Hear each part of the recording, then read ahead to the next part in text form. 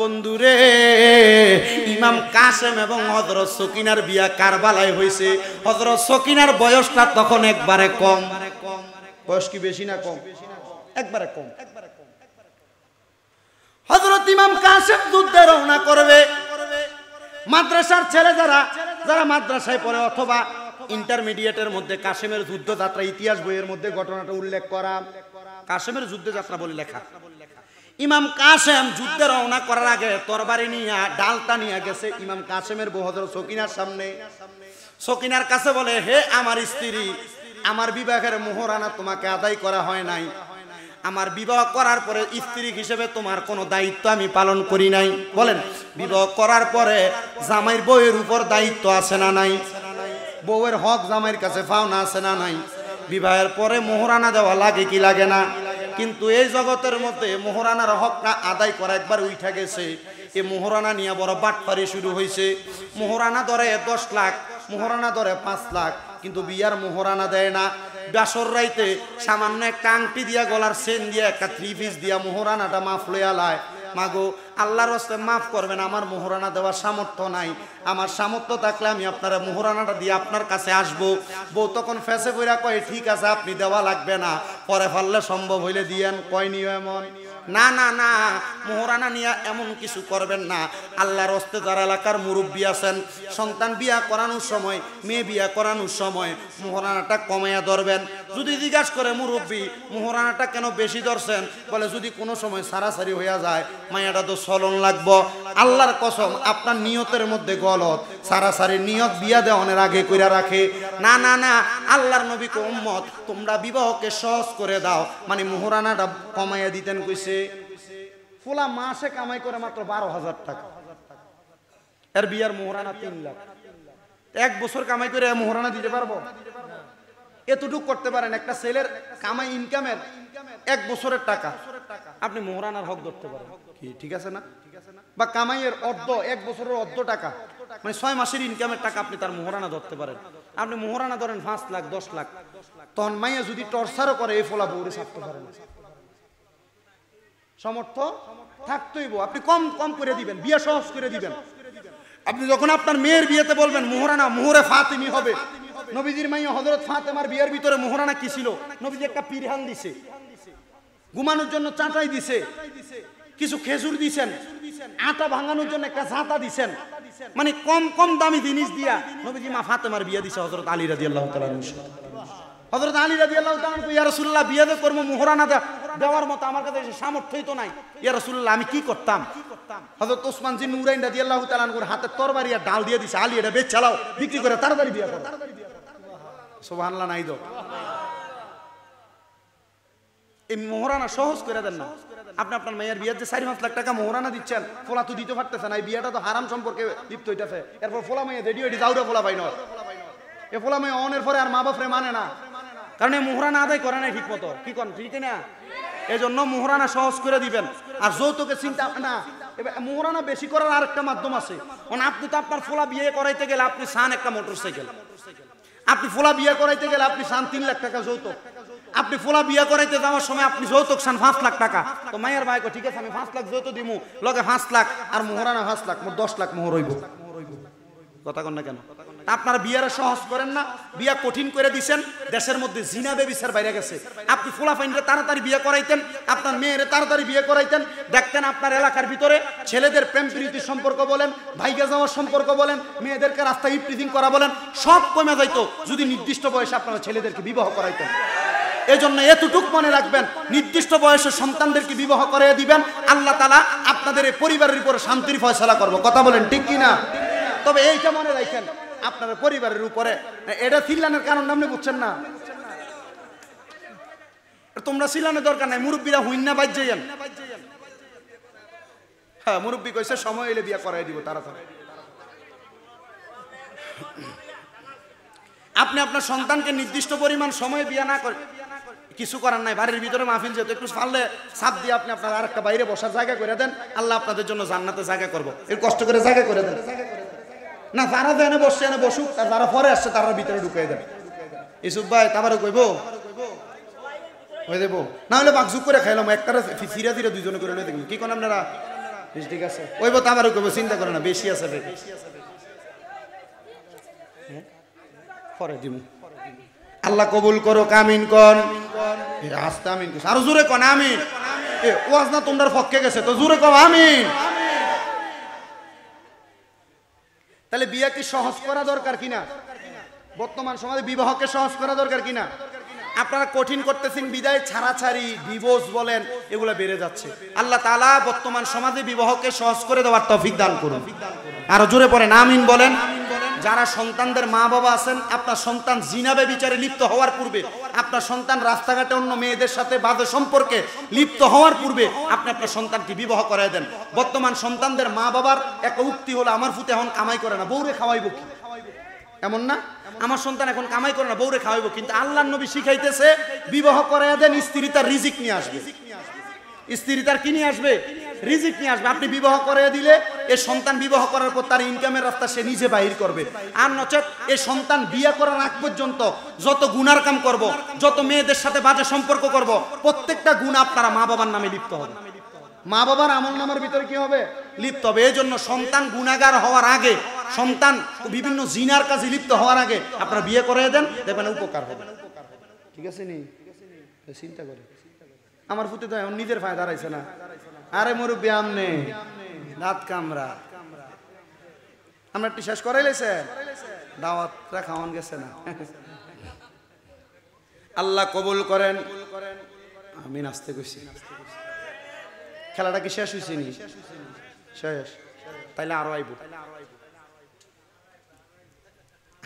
তাইলে নাকি 130 টার্গেট দিছিলাম না 50 রান হেরে গেছে দেখছ না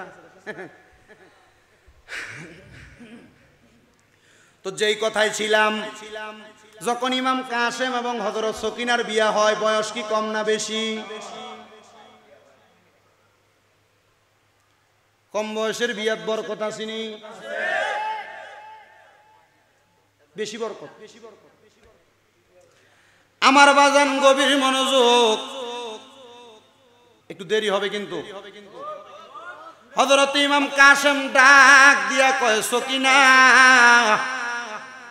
আমি তোমার দায়িত্ব পালন করি নাই স্বামী হিসেবে তুমি আল্লাহর ওয়াস্তে স্বামী হিসেবে ক্ষমা সুন্দর দৃষ্টিতে দেখবা হযরতে সকিনার উক্তি কইল কলিজার টুকরা স্বামী ইমাম কাসেম আপনি কারবালায় যাবেন যুদ্ধ করবেন নবীর আহলে বায়াতের জন্য শহীদ হইয়া যাবেন আপনি শহীদ হইয়া গেলে কারবালার ময়দানের মধ্যে শহীদ হওয়ার কারণে আমার আল্লাহ তাআলা আপনারে জান্নাত দিব বলে হ্যাঁ হে ইমাম কাসেম আপনি শহীদ হইলে আপনি তো জান্নাতে যাবেন আমি তো একজন শহীদের বউ হমু স্বামী এই বিয়ার মোহরানা হিসেবে আপনি আমারে আপনার সঙ্গে জান্নাতে লইয়া যাইবেন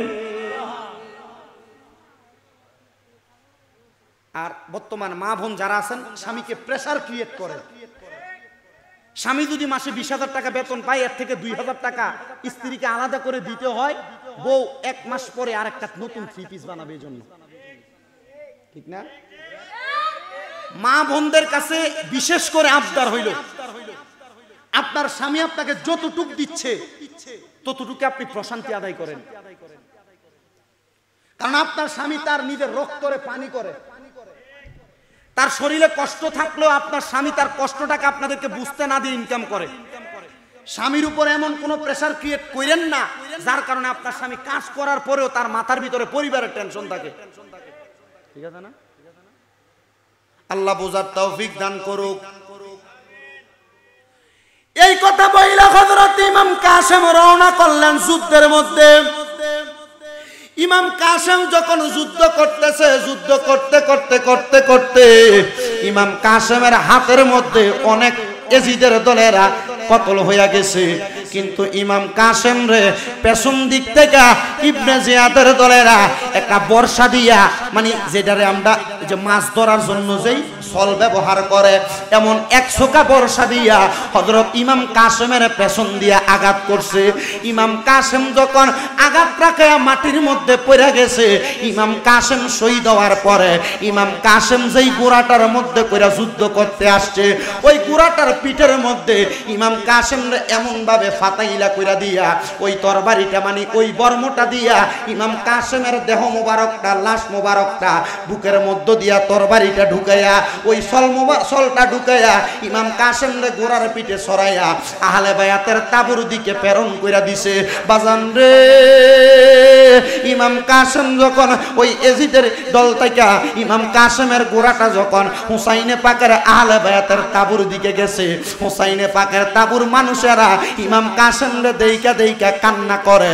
আর একজন আশেক বলে, আহারে আল্লাহকে মারল রে মায়ের যতন রতন, কে কারিয়া নীল মায়ের বুকের জাদু ধন, আল্লাহ কে মারল রে, আল্লাহ কে মারল রে মায়ের যতন রতন, কে কারিয়া নীল মায়ের বুকের জাদু ধন, আল্লাহ কে মারল রে।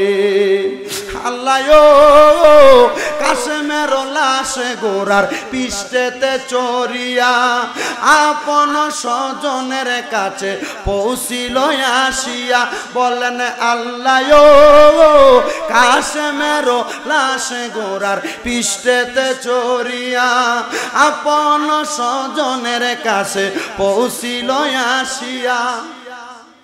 হরে ঘরে বাইরে লাগলো আগুন, কাসেমের লাগিয়া আল্লাহকে মারলো রে, আল্লাহকে মারলো রে মায়ের যতনের রতন, কে কারিয়া নীল মায়ের বুকের জাদু ধন, আল্লাহকে মারলো রে। আল্লাহ কাসেমের লাশ স্বজন যখন দেখিল, আসমান ভাঙ্গা যেন তাদের মাথাতে পড়লো। ওরে ঘরে বাইরে লাগল আগুন, কাসেমের লাগিয়া আল্লাহকে মারলো রে, আল্লাহকে মারলো রে মায়ের যতনের রতন, কে কারিয়া নীল মায়ের বুকের জাদু ধন, আল্লাহকে মারলো রে। বাজান রে, হযরত ইমাম কাসেম রে যখন শাহাদাত কইরা দিছে, ইমাম কাসেমের পরে আবার ইমাম হুসাইন রওনা করছে। ইমাম হুসাইন রওনা করার আগে ইমাম হুসাইনের সামনে আহলে বায়াতের দলের মধ্যে আরেকজন ব্যক্তি ছিল, যিনি বেশি আমল করনেওয়ালা, যিনি ইবাদত করনেওয়ালা, যার নাম ছিল হযরতে আব্বাস আলমদার। হযরতে আব্বাস আলমদার ডাক দিয়া কয়, হুসাইন আপনি কোথায় যান? বলে আমি কারবালার মধ্যে যাই। কেন যান? বলে কারবালার মধ্যে যেই ফুরাত নদী আছে, ওই ফুরাত নদীর মধ্য থেকে একটু পানি আনবো আমার আসগরকে পান করানোর জন্য। আব্বাস আলমদার ডাক দিয়া কয়, হুসাইন আপনি এখন যাইয়েন না, আপনি এখন গেলে এই কারবালার ময়দানে ফুরাত নদীর পারে এজিদের দলের আপনারা আঘাত করবে, মারবে, আপনি যাইয়েন না, যাইয়েন না। হযরতে ইমাম হুসাইন দুধের শিশু আলী আসগররে বুকের মধ্যে নিয়া যখন দাঁড়াইয়া রইলেন, হযরতে সাহারা বানু ইমাম হুসাইনের স্ত্রী ডাক দিয়া কয়, তাড়াতাড়ি যান না, আমার সন্তানটা আলী আসগরে জিহ্বা শুকাইয়া গেছে, বুকটা শুকাইয়া গেছে, আমার হযরতে আলী আসগর পানির পিপাসায় বড় পিপাসার্থ। ইমাম হুসাইন কি করলেন? ওনার জিহ্বাটারে আলী আসগরের মুখের মধ্যে ঢুকাইয়া দিছে। আলী আসগর জিহ্বাটারে কত চুষছে, একটা ফোঁটা পানি আলী আসগর খাইতে পারে নাই। হযরতে সাহারা বানু কয়, তাড়াতাড়ি যান না। হযরতে সাহারা বানু যখন এই কথা বলছে, হযরতে ইমাম হুসাইন আলী আসগরের বুকের মধ্যে লইয়া হযরতে ইমাম হুসাইন যখন পুরাত নদীর পারে গেছে, পুরাত নদীর পারে যায় ডাক দিয়া কই, ইবনে জিয়াদের দলরা, হে ইয়াজিদের দলেরা, তোমাদের সঙ্গে আমার দুশমনী, তোমাদের সঙ্গে আমি মুহাম্মদুর রাসূলুল্লাহ সাল্লাল্লাহু আলাইহি ওয়াসাল্লাম নবীর নাতির দুশমনী। এই ছোট বাচ্চা আর কোনো দুশ্মনী নাই। তোমরা আমার না আমার কলিজার টুকরা সন্তান আলী আসগররে একটু পানি পান করাও। তার মা বলছে হযরতে সাহারা বানু তার একটু পানি পান করাইলে তার মারও পানি লাগবে না, আমারও পানি লাগবে না। হযরতে ইমাম হুসাইন যখন হাতের মধ্যে আলী আসগররে লইয়া যখন আস্তে আস্তে ফুরাত নদীর সামনে গেছে, ইবনে জিয়াদের লোকেরা প্রথম বলছে পানি দেওয়া যাবে না। ইবনে জিয়াদের লোকরা যখন এই কথাটা বলছে, হযরত ইমাম হুসাইন এনাকে নিয়ে ফিরে যাবে, এমন টাইম ইবনে জিয়াদ কয় পানি নিয়ে যাও। ফুরাত নদীর পানে যাইয়া হযরতে ইমাম হুসাইন যখন আলী আসগরের জন্য পানিটা হাতের মধ্যে নিছে, মুখের মধ্যে পানিটা দিবে, এমন টাইমে ইবনে জিয়াদ এজিদের দলের একজন মানুষ হযরতে আলী আসগরের বুক বরাবর এমন ভাবে একটা তীর মারছে, তীরটা যে আলী আসগরের বুকের মধ্যে লাগছে। হযরতে আলী আসগরের বুকের মধ্যে তীরটা লাগার সাথে সাথে ইমাম হুসাইন কয়, কি রে এজিদের দলেরা, আমারে আঘাত করতা, আমারে মারতা, আমার ছোট বাচ্চাটা কি দোষ করছিল, আমার ছোট বাচ্চাটারে তোমরা কেন আঘাত করলা? দুশ্মনের দুশ্মনী দুশ্মনের সাথে আমার সন্তানের সাথে কেন দুশ্মনী করলা? কি জবাব দিবা কাল ময়দানে মাশরে? ইমাম হুসাইন কান্না করতে করতে করতে করতে আলী আসগররে লইয়া তাবুর মধ্যে গেছে। তাবুর সামনে যখন দাঁড়াইছে, সাহারা বানু দূর থেকে ডাক দিয়া কয়, হুসাইন আমার সন্তান রে কি আপনি ফুরাত নদীর পানিটা পান করাইছেন? ইমাম হুসাইন কান্দে আর ডাক দিয়া কয়, সাহারা বানু গো, তোমার সন্তান হযরতে আলী আসগর রে আমি তোমার সন্তান রে ফুরাত নদীর পানি খাওয়াইতে পারি নাই, আমি সন্তান আলী আসগর রে জান করাইছি। জোরে জোরে বলেন সুবহানাল্লাহ।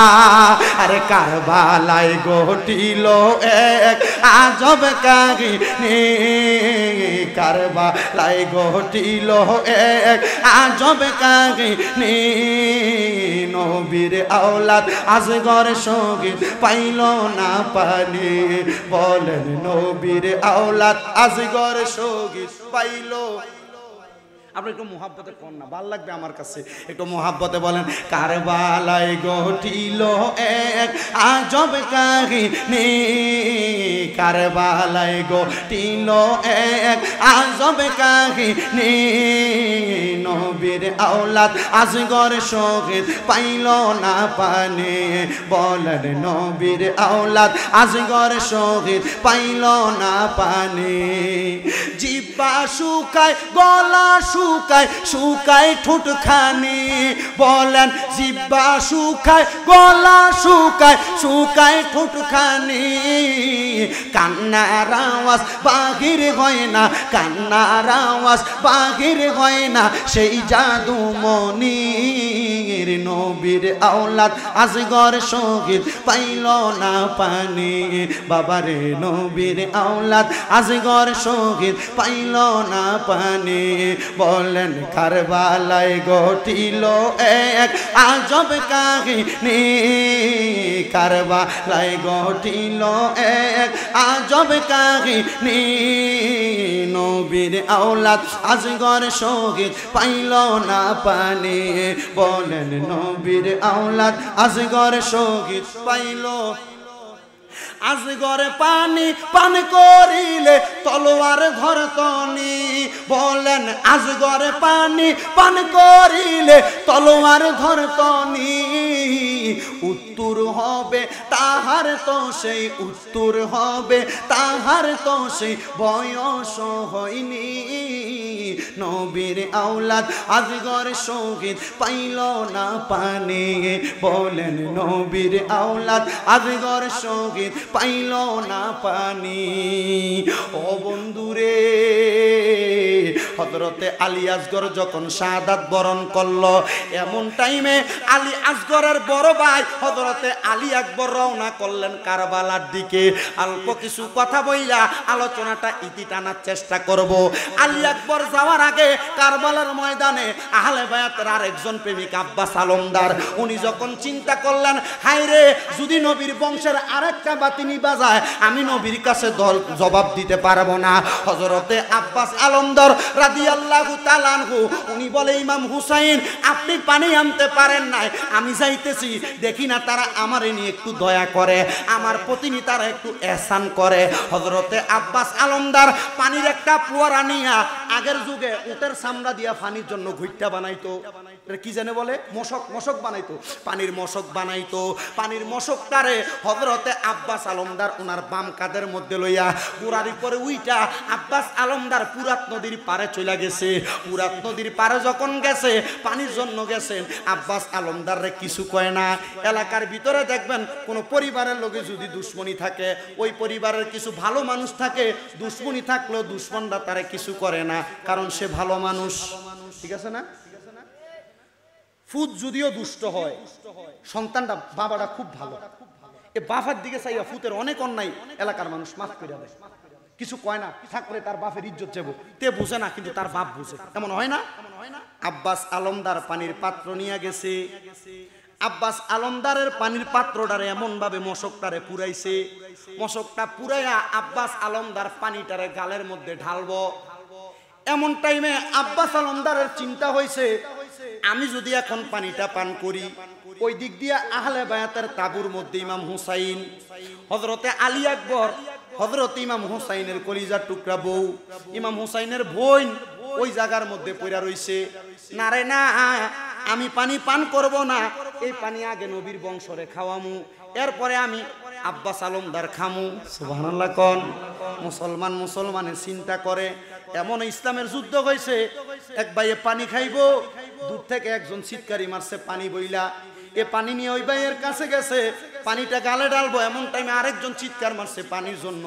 এ ভাই মৃত্যু সজ্জায় ডাক দিয়া কই যিনি ডাক দিছে হয়তো তিনি আমার চাইতে বেশি পিপাসার্থ, তারে নিয়ে খাওয়াও, ওনারে পানি দিব। এমন ভাবে উনিও বলে আরেকজন পানি বলে চিৎকার মারছে, মনে হয় আমার ওই ভাইটা পানির পিপাসার্থ, তারে নিয়ে খাওয়া, হয়তো সেও পানির পিপাসার্থ। হায় রে, সাতজন এমন ভাবে দিতে দিতে গেছে, আবার প্রথমজন পানি কই একটা চিৎকার মারছে, সপ্তম নাম্বার ব্যক্তি কয় মনে হয় তিনি আমার চাইতে বেশি পিপাসার্থ, তারে নিয়ে খাওয়াও। ওই জায়গার মধ্য থেকে দৌড়ে আসতে আসতে আইসা দেখে প্রথম ব্যক্তি শাহাদাত বরণ করছে, দ্বিতীয় ব্যক্তির কাছে যায় দেখে দ্বিতীয় ব্যক্তি শাহাদাত বরণ করছে, তৃতীয় ব্যক্তির কাছে যায় দেখে তৃতীয় ব্যক্তি শাহাদাত বরণ করছে। মারামারির নাম ইসলাম না, কাটাকাটির নাম ইসলাম না, দ্বন্দ্বের নাম ইসলাম না। এক মুসলমান ভাই আরেক মুসলমানের লাইগা তার জীবন কর্মটারে সহজ করে দেওয়ার নাম হলো ইসলাম। কথা কন্যা ঠিক কিনারে বাবা? কিন্তু বর্তমান সমাজে মুসলমানে মারামারি, মুসলমানে দ্বন্দ্ব, মুসলমানে কাটাকাটি। আমার নবী কয় মুসলমানে যতদিন দ্বন্দ্ব শুরু হবে না মনে করবা কিয়ামত হবে না, যখনই দেখবা মুসলমানে দ্বন্দ্ব মনে করবা কিয়ামত বেশি দূরে নাই। নবী গো, আমরা কি কিয়ামতের সম্মুখীন হয়ে গেছি? আমার নবী কয় কিয়ামতের পূর্বে কিয়ামতের বড় বড় 10টা আলামত হইব, কিয়ামতের ছোট ছোট 70টা আলামত হইব, কিয়ামতের ছোট ছোট 70টা আলামতের সব আলামত শেষ হইয়া গেছে, বড় বড় 10টা আলামতের 7টা আলামত শেষ হইয়া গেছে, আর 3টা আলামত বাকি আছে। ওই 3টা আলামত যদি হইয়া যায়, ইমাম মাহাদি আগমন করলে, দাজ্জাল আগমন করলে, বাইটটা কিছু লোক পূর্ব দিক থেকে আগমন কইরা যেদিন শুনবা কাবা ভাঙতে গেছে, আল্লাহর কসম কিয়ামত হইয়া যাইব, কিয়ামত হইয়া যাইব। ঈসা নবী আমরা নবীর উম্মতে আগমন করব, মুসলমানের মাঝে দ্বন্দ্ব তৈরি হইয়া যাইব। দাজ্জাল এক হাতে জান্নাত আরেক হাতে জাহান্নাম লইয়া সামনে দাঁড়াইব, জান্নাতের লোক কইরা দাজ্জালের কাছে বায়াত গ্রহণ করবা, আল্লাহর কসম বেঈমান হইয়া যাইবা। আমার নবী কয় কিয়ামতের আগে একটা আগুনের কয়লারে, জ্বলন্ত কয়লারে হাতের মধ্যে রাত খাওয়া বড় সহজ হইব, কিন্তু ইমানদারের রাখা তার চাইতে বড় কঠিন হইব। আমরা ইমান আছে না গেছে এটার গ্যারান্টি আমরা দিতাম পারি না, কারণ আমরা হারাম খাই, আমরা সুদের খানা খাই, আমরা ঘুষের টাকা খাই, আমরা পরের হক মাইরা খাই, আমরা মিছা কথা কইয়া খাই, যার ঘরে খানা খাই এটা হালাল না হারাম আমরা চিন্তা করি না। আল্লাহর দোহাই রে, মুসলমান হইয়া ইমানদার হইয়া বাঁচতে কইলে আমরা জানতে চাই হালাল হারাম বাচ্চা মুসলমানে মিল্লা চলার দরকার আছে না নাই? তাকে দেখো আমার ফিলিস্তিনের মুসলমান ভাইয়েরা তারা কেমন ভাবে জর্জরিত, গাজার মুসলমানরা কেমন ভাবে জর্জরিত, ইসরায়েলের জালেমেরা আমার ফিলিস্তিনের মুসলমানদেরকে বোমা হামলা করে বড় বড় বাড়িগুলারে ভাঙ্গা দিতেছে, ছোট ছোট বাচ্চাদেরকে জবা করতেছে, বুকের মধ্যে তরবারি লাগাইয়া দিতেছে, বন্দুকের আঘাত করতেছে। ওই ইসরায়েল বাহিনীদের পূর্ণ কোকা-কোলা তোমরা খাও, ইসরায়েল বাহিনীর পূর্ণ স্প্রাইট তোমরা খাও, ইসরায়েল বাহিনীর পূর্ণ মেরিন্ডা তোমরা খাও, ইসরায়েল বাহিনীর পূর্ণরে বয়কট করো না। আল্লাহর কসম মুসলমান, তোমার কাছে মালগুলা বেচা ওই ইসরায়েল বাহিনী বোমা কিনা তোমার মুসলমান বাইরে বোমা মাইরা মারতাছে, আল্লাহর কাছে জবাব দিতে পারবা না। এবার আপনারা বলেন, আমরা মুসলমান হইয়া ইসরায়েলের সকল পণ্য বয়কট করার দরকার আছে না নাই? মুসলমান হইয়া মুসলমান ভাইদের জন্য সব সময় দোয়া করার দরকার আছে না নাই? বন্ধুরে, ও নবীর উম্মতের দলেরা, আকীদার দ্বন্দ্বের কারণে, মাসালার দ্বন্দ্বের কারণে আমি সুন্নি, তুমি কওমি, তুমি জামাতি, তুমি আলে হাদিস, তুমি তোমার দল লইয়া থাকবা। আল্লাহর কসম, আল্লাহর কোরআনের উপর যখন আঘাত আসবে, আল্লাহর নবীর ইজ্জতের উপর যখন আঘাত আসবে, কোরআনের আইনের উপর যখন আঘাত আসবে, সুন্নি বুঝবা না, কওমি বুঝবা না, জামাতি বুঝবা না, একটা দল হইয়া মুসলমানের কোরআনকে, ইসলামকে বাঁচাইবার জন্য সব মুসলমান এক হওয়ার দরকার আছে না না?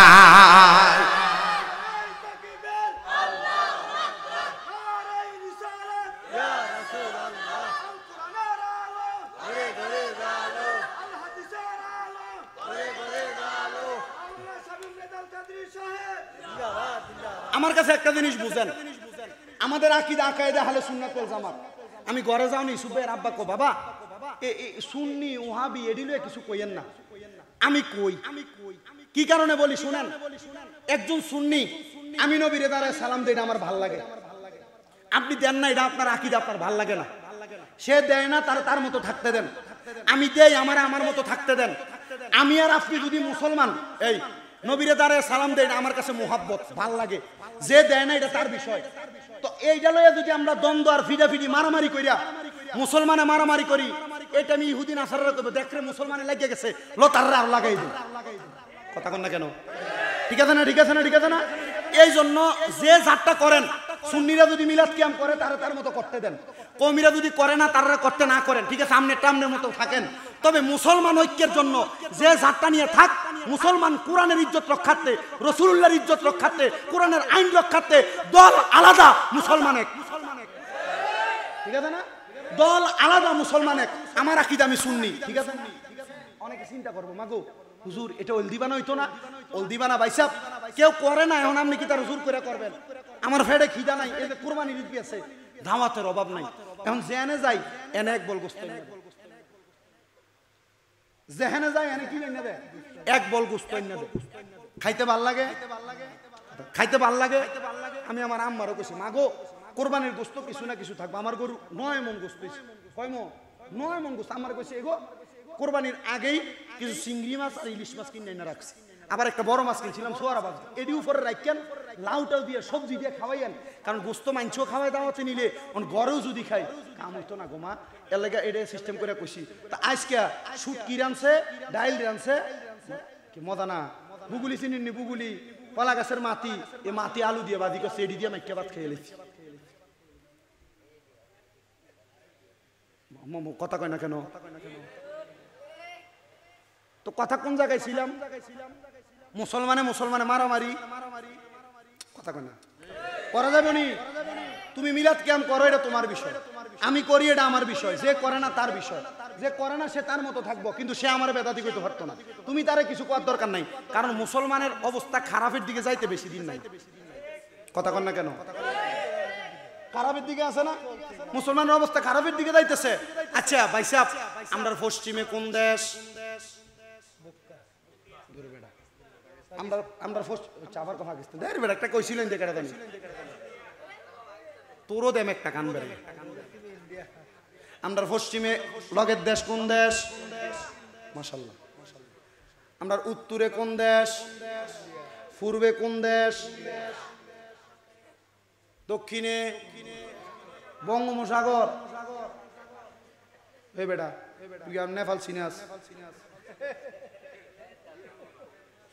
কি এর মিয়ানমার? মিয়ানমার হইছে আমরা পূর্ব দক্ষিণ কর্নারে ঘুরে চলেছি না, এক কোনা দিয়ে দেরি বাস করে, মানে টেকনাফ শাহপুরীর দ্বীপ। আমি ঈদের পরপর, রোজার ঈদের পরপর গেছি, এনে পাগলার লগে দেখা হয়েছে আব্দুল গনি, এর বাদ মাহফিলে নিছে, নেওয়ার পরে আপনার 60,000 টাকা হাদিয়া দিছে, দিয়া 2 বস্তা শুটকি দিছে, অনখাই একবার দেখতেছি আর একবার কালা, কিন্তু তার মনটা 100% ফ্রেশ। আব্দুল গনি নাম। ওই এলাকার মানুষগুলোই মনে হয় ভালো। আর যে পরিমাণ মাছ দিয়ে খাবার খাওয়াইছে, আলহামদুলিল্লাহ। দোয়া করি, দোয়া করবেন তাদের জন্য, আল্লাহ যেন তাদের ব্যবসা বাণিজ্যে বরকত দেয়। খুব সরল মনের মানুষ। বলে হুজুর আপনি দিছে দেখেনি না, আসলেই সরল মনের মানুষ, অনেক সরল মনের। আমি দোয়া করি আল্লাহ তাআলা যেন তাদের প্রত্যেককে কবুল করে। বলে হুজুর আমরা মাঝে মাঝে নদীতে 16 দিন 15 দিনের জন্য চলে যাই, আমরা যাবো দেখে নদীর বড় বড় মাছ এনে রাখছে। আমি মাছ খাইছি, কিন্তু এত মজার মাছ কোনোদিন খাইনি, আমার খাওয়াইছি। সাগরের মাছ তো মজার মাছ। আল্লাহ যেন তাদের প্রত্যেকটা নদী বানবাসী মানুষ প্রত্যেককে হায়াতে বরকত দিয়ে, জোরে পড়ে না আমিন। বিশেষ করে আরেকটু বেশি করে দোয়া করবেন সিলেটের সুনামগঞ্জ এলাকায় এখন পানির কারণে অনেক মানুষ নদীর ভিতরে তাদের ঘর বাড়ি একবারে নদী পার ভাঙ্গা চলে গেছে, অনেক মানুষের ঘর বাড়ি ভাসায় নিয়ে গেছে। দোয়া করবেন সিলেট, সুনামগঞ্জ, জামালপুর সহ সাতক এলাকার বিভিন্ন এলাকার যে মানুষগুলো নদীর পানিতে ভাঙ্গনের কারণে তারা হতাশাগ্রস্ত, বিপদগ্রস্ত, আল্লাহ যেন প্রত্যেককে হেফাজত করে, জোরে পড়ে না আমিন। আরো জোরে পড়ে না আমিন। সালাতুন ইয়া রাসূলুল্লাহ সালামুন ইয়া হাবিবাল্লাহ আলাইকুম জামালিয়া শেখাবাসদ মুহাম্মদ খেয়ালে বরাবাসদ আহমদ সালাতুন ইয়া জোরে জোরে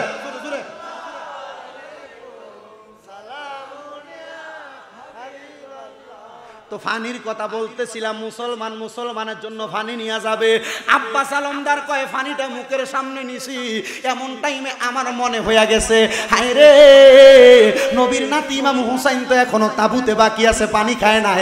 আব্বাস আলমদার কয় ফানিটা ফুরাইয়া পানির মশক্কারে আমি আমার বাম কাঁধের মধ্যে লইছি। আল্লাহর কসম, যখন পানিটা নিয়ে যাব আমি খাওয়ার আগ পর্যন্ত এদিদের দলেরা আমারে বাধা দেয় নাই, কিন্তু পানিটা নিয়ে যখন রওনা করছে এদিদরা আমারে বাধা দিছে। আমি চিন্তা করলাম এজিদরা কেন আমারে বাধা দিছে জানোনি? কারণ আমি পানিটা নিয়ে নবীর বংশরে খাওয়ামো। এরা আমার সামনে দিয়া দাঁড়াইছে, সামনে দিয়া দাঁড়াইয়া আমার পানিটা যে হাতের মধ্যে, হাতের এই কোনিটার মধ্যে রাখা, কাঁধের মধ্যে রাখা, একটা কূপ দিছে। আমি আব্বাস আলমদারের বাম হাতটা মাটির মধ্যে পড়ে গেছে। আব্বাস আলমদার কই আমি পানির পাত্রটারে টান দিয়ে আমার ডান হাতে নিছি, এরা আমার ডান হাতটার মধ্যে একটা কূপ দিছে। আব্বাস আলমদারের ডান হাতটা চামড়ার সাথে লাইগা রইছে। উনি বলে পানির পাত্রটারে মুখের মধ্যে কামড় দিয়া ধরছি। আমি আব্বাস আলমদার পা দিয়া আড়ানি দিয়া গোড়াটারে যখন সামনের দিকে নিতে লাগছি, আমি আব্বাস আলমদারের গলার মধ্যে তারা তরবারিটা চালাইয়া দিছে। আব্বাস আলমদারের পেছনে পেছনে হযরতে আলী আকবর ইমাম হুসাইনের সন্তানও গেছে। উনি বলে আমি এমন অবস্থা দেখা আমিও রওনা করলাম আব্বাস আলমদাররে বাঁচাইতে। আমি গুড়ার পিটুইটা যখন যুদ্ধ করতে করতে আমার তরবারি দিয়া অনেক মানুষকে কতল করে দিছি, এমন টাইমে আমারে তারা যখন আঘাত করতেছে আমি আলী আকবর বড় ক্লান্ত হইয়া গেছি। ক্লান্ত হইয়া আমি দেখলাম আমার বুক বরাবর একটা তীর মারছে, আমার ঘাড়ের মধ্যে এই সিনাটার মধ্যে তরবারি ঢুকিয়া দিছে। আমি হযরতে আলী আকবর আল্লাহু আকবর বলতে বলতে আমার ঘোড়াটারে আমাদের তাবু পর্যন্ত নিয়ে গেলাম। এমন টাইমে আমার আব্বা হযরত ইমাম হুসাইন আমার সামনে আইসা কয় দেখ শুনি রে, একটা সন্তান বাকি ছিল, আমার সন্তানটারে পর্যন্ত তারা মাহিরা ফালাইছে। হযরতে আলী আকবর একটা ডাক দিয়া কয় আব্বায়ো আব্বায়ো আমার একটু পানি দে, আমি পানির পিপাসার মধ্যে বড় কাতর হইয়া গেছি। হযরত ইমাম হুসাইন কয় আমাদের তাঁবুর মধ্যে আজকে 8 দিন পর্যন্ত খাবার নাই, পানি নাই, আমরা পান করতে পারি নাই। তোমার ভাই আলী আসগর ছোট বাচ্চা মানুষ পানির জন্য মারা গেছে। হে আলী আকবর পানি নাই, পানি নাই, দুনিয়ার পানির আশা কইরো না, তোমার জন্য আমার নানা মুহাম্মাদুর রাসূলুল্লাহ সাল্লাল্লাহু আলাইহি ওয়াসাল্লাম রওজা মুবারকের মধ্যে হাউজে কাউসারের পানি লইয়া দাঁড়ায়া রইছে। জোরে কোন সুবহানাল্লাহ। কাউসারের মালিক গো নবী, কাউসার ফিলাইবা বলে, কাউসারের মালিক গো নবী, কাউসার ফিলাইবা পাপী উম্মত উদ্ধারিতে গো ও নবী, সাজাতে পরিবা গো নবীজি, নবী তুমি নবী উল আম্বিয়া। বন্ধুরে 9 মুহররম চলে গেছে, 10 মুহররম আগমন করবে বৃহস্পতিবার দিবাগত রাত্রে শেষ বয়ান। 10 মুহররম আগমন করবে হযরত ইমাম হুসাইন রাদিয়াল্লাহু তাআলা আনহু ওনার কলিজার টুকরা স্ত্রী হযরতে সাহারা বানুরে নিয়া ঘরের মধ্যে তাবুর মধ্যে হযরত ইমাম হুসাইন ওনার স্ত্রীর রান মুবারকের মধ্যে মাথাটা রাইখে একটু মাথাটা রাইখা শুইছে। এটা আল্লাহর নবীর সুন্নত। এমন ভাবে স্ত্রীর সঙ্গে যদি আপনি সুন্দর মুহূর্ত কাটান আল্লাহ খুশি হয়, নবী খুশি হয়। হযরত ইমাম হুসাইন যখন মাথাটা রাইখা উনি কোরআন তেলাওয়াত করতেছে, করতে করতে ইমাম হুসাইন যখন ঘুমায়া গেছে, ইমাম হুসাইন হঠাৎ করে ঘুম থেকে লাফ দিয়ে উঠছেন। হযরতে সাহারা বানু জিজ্ঞাসা করে, স্ত্রী গো, হযরতে সাহারা বানু জিজ্ঞাসা করে, স্বামী ও আপনি কেন কেন এভাবে লাফ দিয়ে উঠলেন? হযরত ইমাম হুসাইন ডাক দিয়া কয়, হে আমার কলিজার টুকরা স্ত্রী, আমি কিছুক্ষণ আগে স্বপ্ন দেখলাম আমার নানা মুহাম্মদ সাল্লাল্লাহু আলাইহি ওয়াসাল্লাম, আমার আব্বা হযরতে আলী কাররামাল্লাহু ওয়াজহু ইসলামের চতুর্থ খলিফা, আমার আম্মা যিনি জান্নাতের মহিলাদের সরদারিনী, হে মুকসার এবং লারুসর এলাকার মা বোনেরা, দেবিদ্দার এলাকার মা বোনেরা, আপনারা নামাজ পড়লে, রোজা রাখলে, স্বামীর খেদমত করলে, পর্দা মেনটেন করলে আপনারা যে মা ফাতেমার লগে জান্নাতে দেবেন ওনার কথা বলতেছে। হযরত ইমাম হুসাইন কয়, আমি স্বপ্ন দেখলাম আমার নবী, আমার আব্বা, আমার আম্মা জান, আমার বড় ভাই ইমাম হাসান, তারা 4 জনে 4টা কর্নারের মধ্যে বসা, তাদের সামনে একটা খাবারের থালা রাখা, ওই খাবারের মধ্যে রং বেরঙের সুন্দর খানা দেখা যায়। আমি আমার বড় ভাইরে জিজ্ঞাসা করলাম, ভাই ও ভাই এই খাবার কেন আপনারা খাইতেছেন না? সুবহানাল্লাহ কোন বাবা, জান্নাতি খাবার কেন আপনারা খাইতেছেন না? আমার বড় ভাই ডাক দিয়া কয়, ভাইজান এই খাবারের মালিক তো আমরা 4 জন না, খাবারের মালিক হইল 5 জন। সুবহানাল্লাহ, এই খাবারের মালিক হইল 5 জন। বলে আরেকজনকে? বলে আরেকজন হইলেন আপনি ইমাম হুসাইন, আপনি আসার আগ পর্যন্ত খাবার আমরা মুখে দিব না। ভাইজান আপনি কেন আমার অপেক্ষা করেন, আপনারা খান না? বলে আমার আল্লাহর আইন হইল 5 জন মালিক আইলে এই খাবারটা ভাগ করা যাবে। ও ভাই কিছুক্ষণ পরে আপনি আমাদের কাছে আগমন করবেন, তারপরে আমরা খাবারটা খাবো। এই কথা বইলা হযরতে আলী, হযরত ইমাম হুসাইন আর ঘুমায় না। ইমাম হুসাইন ওনার স্ত্রীর ডাক দিয়া কয়, হে সাহারা বানু এখন তুমি একটু ঘুমাও। সাহারা বানু যখন 9 তারিখ 9 মুহররম দিবাগত রাত্রে ঘুমাইছে, উনি আবার স্বপ্ন দেখলেন। উনি হঠাৎ করে স্বপ্ন দেখা ঘুম থেকে লাফ দিয়ে উইটা ডাক দিয়া কয়, স্বামী ইমাম হুসাইন শুনেন গো শুনেন, আমার আব্বা, আমার কলিজার টুকরা স্বামী, আমি একটু আগে স্বপ্ন দেখলাম। কি দেখছেন? আমি দেখছি সাদা রঙের একটা কাপড় পরা একটা মহিলা, চুলগুলা এলোমেলো, কারবালার ময়দানের মধ্যে হাঁটতেছে। হাইটা হাইটা, কারবালার ময়দান তো মরুভূমি, মরুভূমির মধ্য থেকে ফাতর টোকায়া টোকায়া দূরে সরাইতেছে। আমি জিজ্ঞাসা করলাম, কে গো আপনি? উনি আমারে বলতেছে, আমি হইলাম নবী নন্দিনী, আমার নাম হলো হযরতে ফাতেমা। আরে খাতুনে জান নাতে মা গো ফাতেমা আমার, এ বিশ্ব জগতে মাগো করিলেন উজার। বলে এ বিশ্ব জগতে মাগো করি, আরে বলেন খাতুন জান নাত মাগো ফাতেমা আমার, এ বিশ্ব জগতে মাগো করিলেন উজার, এ বিশ্ব জগতে মাগো করিলেন উজার। ডাক দিয়া কয়, ও মা ফাতেমা আপনি কেন কারবালার ময়দান পরিষ্কার করেন? উনি ডাক দিয়া কয়, ও সাহারা বানু আমার কলিজার টুকরা সন্তান হযরতে ইমাম হুসাইন রাদিয়াল্লাহু তাআলা আনহুকে আগামীকালকে ঈদের দলেরা এই জায়গার মধ্যে শুয়ায়া শাহাদাত বরণ করে দিব। আমার হুসাইনের পিঠ মুবারকের মধ্যে যদি এই পাথরগুলা লাগে, যে হুসাইনের শরীর মুবারকে কোনোদিন একটা মশা মাছি পর্যন্ত বসে নাই, আমার নবী সকাল সন্ধ্যা চুমু খাইছে, ওই হুসাইন যদি পিঠের মধ্যে পাথরের আঘাত পাইয়া একবার নানা কইয়া চিল্লানি মারে, আমার নবী মুহাম্মাদুর রাসূলুল্লাহ রওজা মুবারকে থাকবে না, হুসাইনের কাছে চলে আসবে। এই জন্য আমি ফাতেমা কারবালার ময়দান পরিষ্কার করি। আমি জানতে চাই যে হযরত ইমাম হুসাইন নবীর উম্মতদেরকে বাঁচাইবার জন্য কারবালার ময়দানে শহীদ হয়ে গেছে। ওই হযরতে ইমাম হুসাইন রে ভালোবাসা সামনে যে মুহররম মাস আসতেছে, ওই মুহররম মাসে নবীর বংশধরকে স্মরণ করার দরকার আছে না নাই? আল্লাহ তাআলা এদেরকে বেশি বেশি স্মরণ করার তৌফিক দান করুক। সবাই জবান খুলে উচ্চ কণ্ঠে জোরে পড়েন না আল্লাহুম্মা আমিন।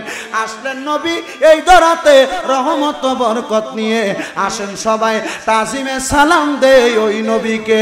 ইয়া নবী সালাম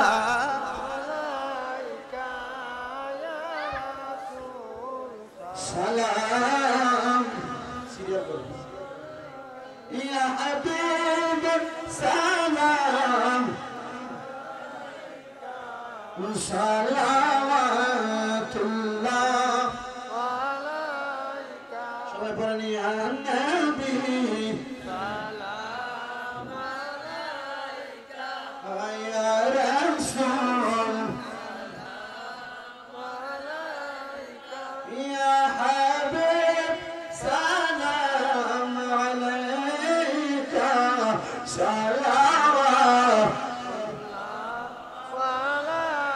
নবীজি গো,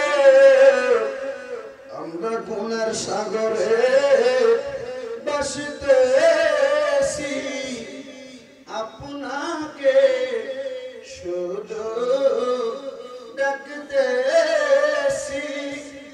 আপনি বাসাইলেন ইসলামের তরি, সেই তরি নিবেন পার করে।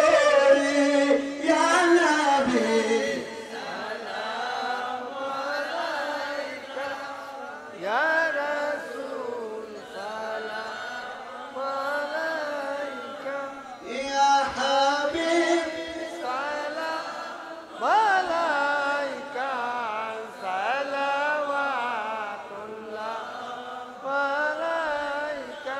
নবীজি ওগো মায়ার নবীজি আমার, নবী আমার রে কি মদিনায় নিবেন না, নীলে যে এখনো নেন না, নিয়ে যান রওজা মদিনা, ওগো বলে দেন শাহে মদিনা। ইয়া নবী সালাম আলাইকা, ইয়া রাসূল সালাম আলাইকা, ইয়া হাবিব সালাম আলাইকা সালাওয়াতুল্লাহ আলাইকা। আলে নবী ওলাদে নবী और शुहदाए करबला, हजरत इमाम हुसैन जान देने की हालत पेला, हम मुस्तफा जाने रहमत पेला को सलाम, हम शम्ह बज में हिदायत पेला मुर्शिदी जार जार पीर मुर्शिद इमामे अहले सुन्नत पे को सलाम, मुस्तफा जाने रहमत पेला को सलाम, शम्ह बज में हिदायत पेला या तक पंजतन लाख सलाम, या तक पंजतन लाख सलाम, या तक पंजतन लाख सलाम, या तक पंजतन लाख सलाम, या हसन शाह हुसैन लाख सलाम, या हसन शाह हुसैन लाख सलाम। करबलार कुरबानी स्मरण करो, প্রাণ ভরে সকলে নামাজ পড়ো। আসসালামাই নূরে চশমে আম্বিয়া, আসসালামাই শাহিন শাহে আউলিয়া, আসসালামাই নূরে চশমে আম্বিয়া, السلام بادشاہ اولیاء بلغ العلا بکمالہ کشف الدجا بجمالہ حسنت جميع خصالہ صلوا علیہ وآلہ সবাই পড়ি আলহামদুলিল্লাহ। শহাদে কারবালার যতটুক ইতিহাস আমরা জেনেছি, আল্লাহ যেন এই ইতিহাসগুলো জানার পর নবীর বংশদেরকে বেশি বেশি ভালোবাসার তৌফিক দান করে। আপনারা বিশেষ করে আজকের মাহফিলের যিনারা আয়োজন করেছে, মোহাম্মদ ইউসুফ মিয়া, মোহাম্মদ ইসমাইল মিয়া, ইউসুফ ভাইও প্রবাসে থাকে, উনি আসছেন আবার চলে যাবেন, এবং ওনার ভাই ইসমাইল মিয়াও প্রবাসে আছে, ওর জন্য দোয়া করবেন। বিশেষ করে বেড়াখলার সুমন মিয়া প্রবাসী, উনিও দোয়া চাইছেন। এসহ এই মুকসাইদ, লারুর চর, আশেপাশের এলাকার যত প্রবাসী ভাইরা বিদেশ থেকে ইউসুফ ভাইয়ের কাছে দোয়া চাইছেন, তাদের জন্য দোয়া করবেন। দেশে যারা আছে, যাদের চাকরি নেই, আল্লাহ যেন তাদেরকে চাকরির ব্যবস্থা করে দেয়, আমিন। যারা পড়ালেখা করে, পড়ালেখায় বিদ্যা বুদ্ধি বাড়ায়, পর্দার আড়ালে অনেক মা বোন দোয়া চায়, মুরব্বীরা দোয়া চায়, আল্লাহ যেন প্রত্যেকের খাস দোয়াগুলো কবুল করে পড়েন, আমিন। বিশেষ করে ইউসুফ ভাই একটা ঘর করছেন, এই ঘরটার জন্য দোয়া করুন। ঘরটাতে এখন ওনার আম্মা আব্বা যায় নাই, আপনারা এর মনে কষ্ট, হুজুর আমার আম্মা আব্বা যায় না, ঘরে ঢুকে না, ঘরে থাকে, ঢুকে কিন্তু থাকে না। তো আমি দিয়ে গেলাম, তো থাকে না কেরে, কয় না গরু গুতান সব আছে। আমি কিছু গরু গুতানের জায়গা থাকবো, ফয়জনে ফালা বন্ধ, আনাইলে নিয়ে বিল্ডিং করে তারা লগে নিয়ে গরু গুতান রাখবেন, কি করার, তারা যেহেতু যায় না, গরু গুতান এনে থাকবো, আনাইলে দিয়ে পাশে একটা ঘর করে এটার লগে রাখবেন গরু গুতান, আপনারা এনে থাকবেন, তাহলে তার কলি যাতে ঠান্ডা হইব। কারণ সন্তান কিন্তু লাখ টাকা খরচ করে ঘরবাড়ি করে মা বাপরে সুখটা দেখানোর জন্য। ইনশাল্লাহ ওনাদের মনের যে আশাটা লগের রোমে আপনারা যে থাকবেন মা বাপ, তাহলে তারা কলিজা ঠান্ডা হবে, ঠিক আছে না? দোয়া করবেন আল্লাহ যেন তাদের এই ঘরটা এবং তাদের এই বাড়িটা, যেহেতু একটা সাইডে পড়ে গেছে, আল্লাহ যেন সকল প্রকার বিপদ আপদ, বালা মুসিবত, সকল আসর থেকে এই ঘরটারে মুক্ত রাখে, কোন আমিন।